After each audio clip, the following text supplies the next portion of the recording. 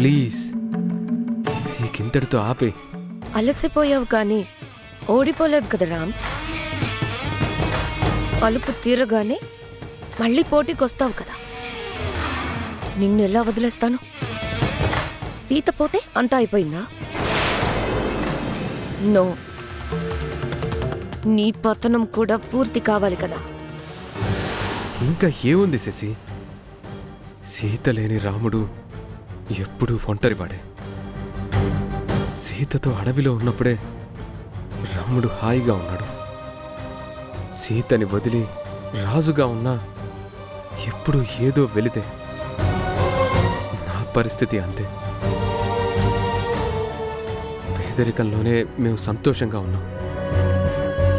ఇక్కడ అన్నీ ఉన్నా ఏమీ లేనివాడిని అయ్యాను.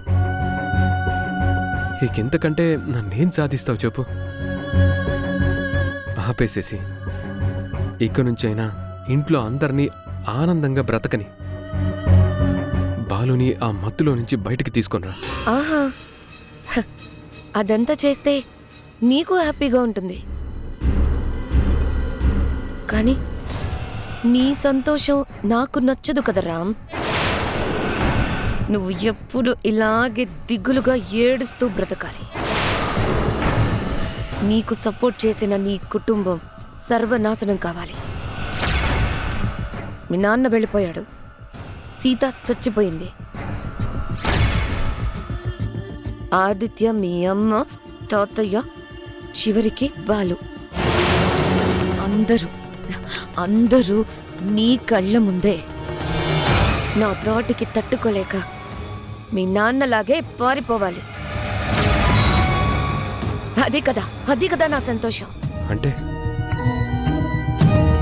అప్పటిదాకా ఈ మారణ హోమం ఆపవా? ఆపను.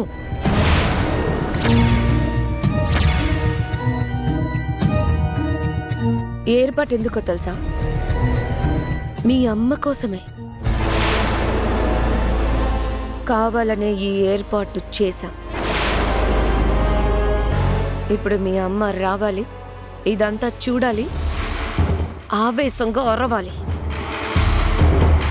అప్పుడు ఏం జరుగుతుందో నువ్వే చూడు. ఓకే?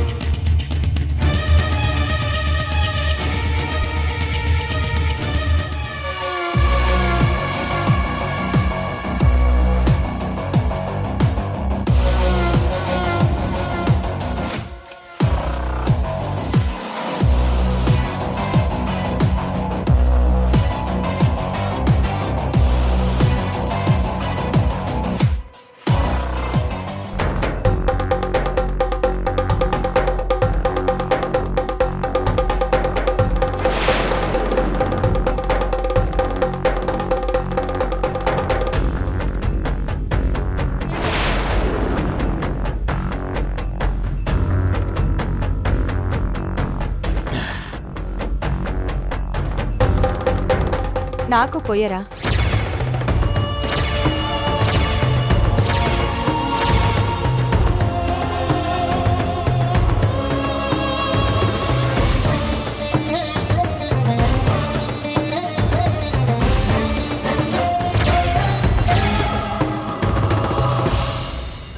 ఏంట్రా అలా చూస్తున్నావు? పొయ్యి. అమ్మా, ఇది మందు. అయితే అది నువ్వు తాగడం. నువ్వు తాగుతున్నావు కదా, నేను తాగుతాను. పొయ్యరా.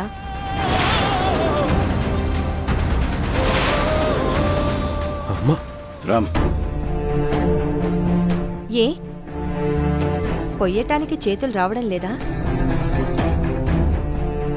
హా, సరేలే, నువ్వు పొయ్యొద్దు, నేనే పోసుకుంటాను. అమ్మా,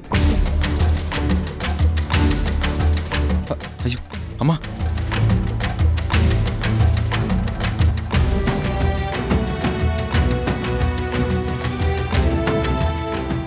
అమ్మా,